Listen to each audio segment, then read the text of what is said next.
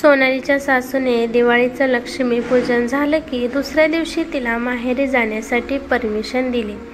त्यामुळे दुसऱ्या दिवशी सोनाली खूप उत्साहात माहेरी जाणार होती। दिवाळीचा तिने बनवलेला फराळ घेऊन ती माहेरी आईकडे निघाली। सोनाली खूप उत्साहाने बसमध्ये बसली आणि बसमध्ये बसल्यावर ती विचार करते की मी तर आईला मी आज येणार आहे म्हणून सांगितलं नाही। ती विचार करते की मी असं अचानक जाऊन आईपुढे उभा राहिली तर आई किती आश्चर्यचकित होईल। माझ्यामुळे तिच्या चेहऱ्यावरील आनंद मला पाहता येईल। आणि असं पण सोनालीने आईसाठी गिफ्ट घेतलं होतं आणि तिला ते आईसाठी सरप्राईज द्यायचं होतं। खरं तर सोनालीने तिच्या पगारीतून आईला सोन्याचे सुई धागा डिझाईनचे कानातले घेतले होते। स्वतःच्या कमाईतून आईसाठी तिने काहीतरी घेतलं होतं, त्यामुळे तिला खूप समाधानी वाटत होतं। सोनालीचं शिक्षण झाले की चांगलं स्थळ मिळालं म्हणून लगेच लग्न झालं। त्यामुळे स्वतःच्या कमाईतून आईला काहीतरी घ्यायचं हे राहूनच गेलं होतं। लग्न झाल्यावर सोनालीचे पहिले सण तिच्या आईने खूप उत्साहात केले। प्रत्येक सणाला तिच्या आईने तिच्यासाठी सुंदर सुंदर साड्या आणल्या। सोनालीची आई एवढ्या छान साड्या खरेदी करत होती की सगळेच त्या साडीची तारीफ करून थकून जात नव्हते। सोनालीची आई साडीची एवढी चांगली चॉईस करते, परंतु कधी स्वतःसाठी साडी खरेदी करत नाही। नेहमीच इकडून तिकडून मामाकडून आजीकडून आलेल्या साड्यात सोनालीची आई घालते आणि चांगल्या चांगल्या साड्या ती सोनालीला देऊन टाकते। सोनालीने तिच्या लग्नाच्या बस्त्याच्या वेळेस जबरदस्तीने सोनालीने तिच्या आईला साडी घ्यायला सांगितली होती।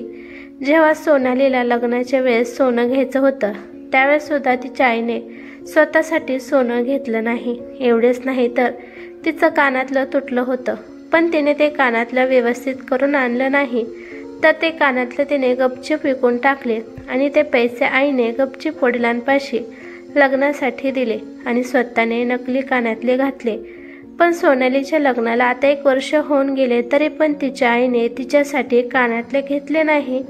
सोनाली विचार करते की नवरा मला पैसे देऊ शकला असता, परंतु मला माझ्या कमाईतून माझ्या आईसाठी काहीतरी घ्यायचं होतं।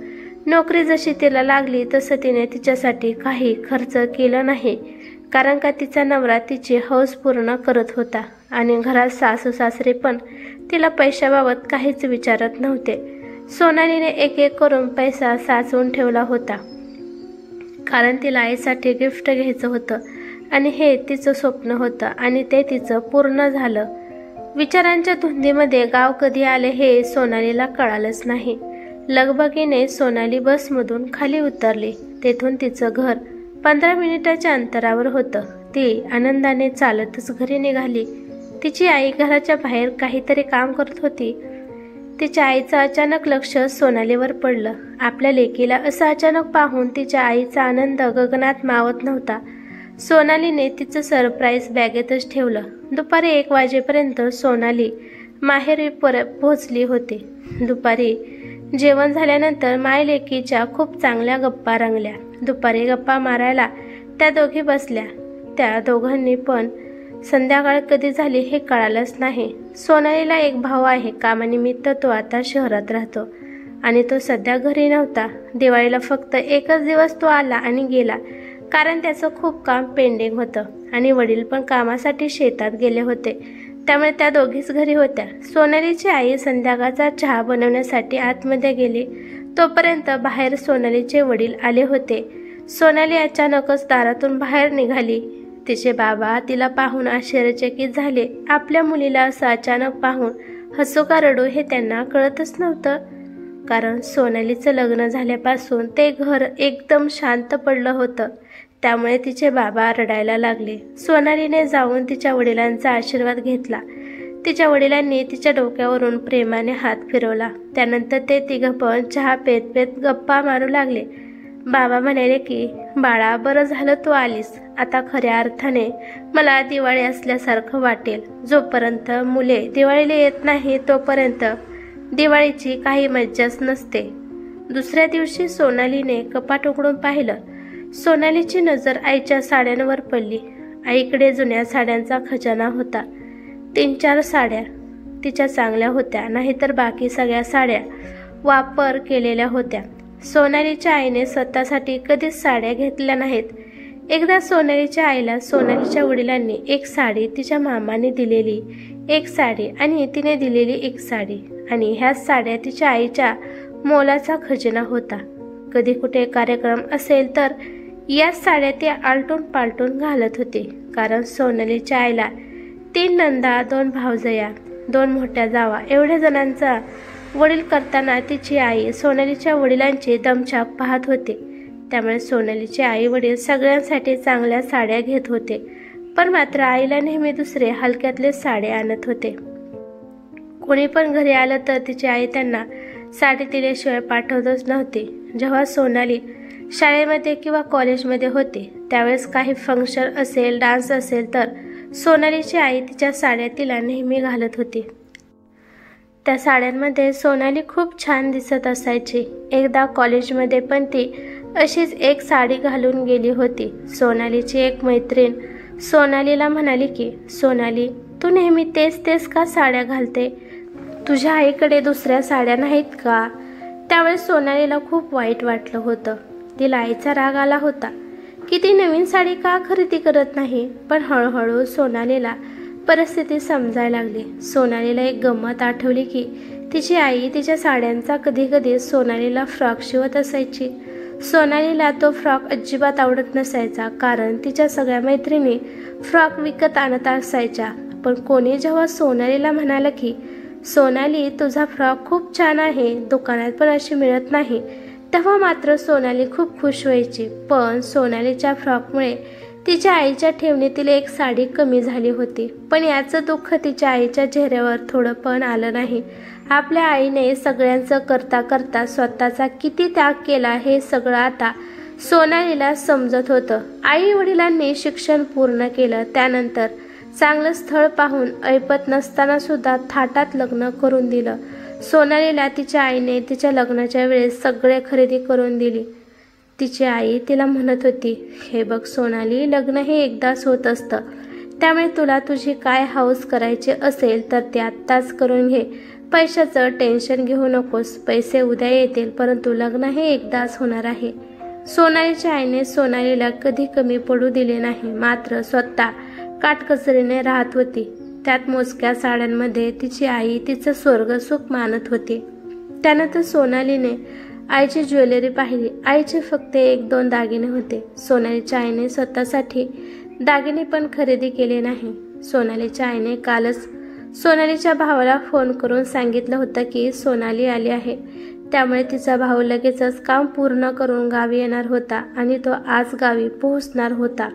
सकाळपर्यंत तिचा भाऊ आला. तो रात्रीच्या बसमध्ये बसला होता. सोनालीने सकाळच्या वेळी मस्त तेल उटणं लावून तिने भावाला आणि वडिलांना आंघोळ घातली. भाऊबीज पण चांगल्या प्रकारे साजरा केली. सोनालीच्या भावाने येताना तिला चॉकलेटी कलरची पैठणी आणली होती. त्यानंतर सगळ्यांसमोर सोनालीने तिने आणलेले सुई धागा कानातले तिच्या आईपुढे केले आणि म्हणाली की, मी हे कानातले माझ्या पगारीतून तुझ्यासाठी आणले आहेत. हे पाहून तिची आई खूप खूप खुश झाली. त्यांच्या चेहऱ्यावर समाधान दिसत होतं. एका क्षणात त्यांचं मन पण भरून आलं. तिची आई म्हणाली की, स्वतःसाठी काहीतरी करायचं, मला का आणलं? सोनाली म्हणाली की, आई, मला तुझ्यासाठीच काहीतरी घ्यायचं होतं, कारण तू माझ्यासाठी भरपूर काही केलं, तर त्यापुढे या कानातल्याची काहीच किंमत नाही. असं म्हणून सोनालीने तिच्या आईला ते कानातले घातले. त्या कानातल्यामध्ये तिची आई खूप सुंदर दिसू लागली. आणि हो बाबा, पुढच्या वेळेस येताना तुमच्यासाठी काहीतरी आणणार आहे. तिचे बाबा म्हणाले की, माझ्यासाठी काही नको आणू, फक्त आमच्यापाशी येऊन 2-3 दिवस राहा, हेच आमच्यासाठी भरपूर झालं. दिवसभर राहून संध्याकाळच्या बसने तिचा भाव अजून माघारी गेला, कारण त्याला भरपूर काम होतं. 5 दिवसानंतर सोनाली सासरी जाणार होती. सासरी जाण्याची सगळी तयारी तिच्या आईने केली. तिला सासरी नेण्यासाठी दिवाळीचा फराळ ताजा आणि फ्रेश पहाटे उठून बनवला होता तिच्या आईने. जायच्या वेळेस तो फराळ तिची आई तिच्या बॅगेमध्ये भरते. सोनाली आईला म्हणते की, आई, किती सामान देत आहे, येताना मी फक्त एकच बॅग घेऊन आली होती, परंतु आता 2-2 बॅगा झाल्या आहेत.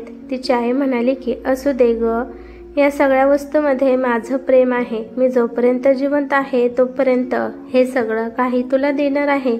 त्यानंतर कोण देईल का नाही हे सांगता येत नाही बाळा. त्यामुळे मी आहे तोपर्यंत तुझी हौस पूर्ण करणार आहे. सोनाली रडत म्हणाली की आई असं का बोलतेस? आणि त्यानंतर दोघी पण एकमेकांच्या गळ्यात पडून रडू लागल्या.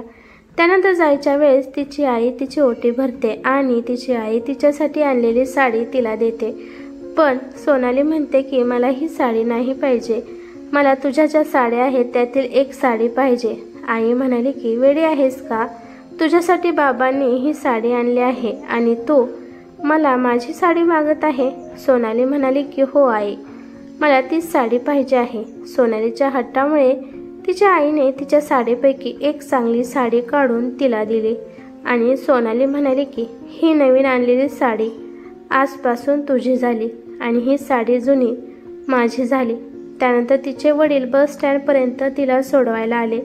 बस येण्यासाठी अजून अर्धा तास बाकी होता म्हणून तिचे वडील तिला कोल्ड्रिंक्सच्या दुकानात घेऊन जातात आणि तिचे बाबा तिच्यासाठी मस्तपैकी मँगो मस्तानी ऑर्डर करतात आणि स्वतःसाठी लस्सी ऑर्डर करतात. बाबाला माहीत होतं की सोनालीला मस्तानी आवडते, त्यामुळे तिच्यासाठी त्यांनी घेतली होती. दोघे पण गप्पा मारत मारत मँगो मस्तानी आणि लस्सी संपत होते. सोनाली बाबाला सांगत होती की काळजी घेत जावा, वेळेवर जेवण करत जावा.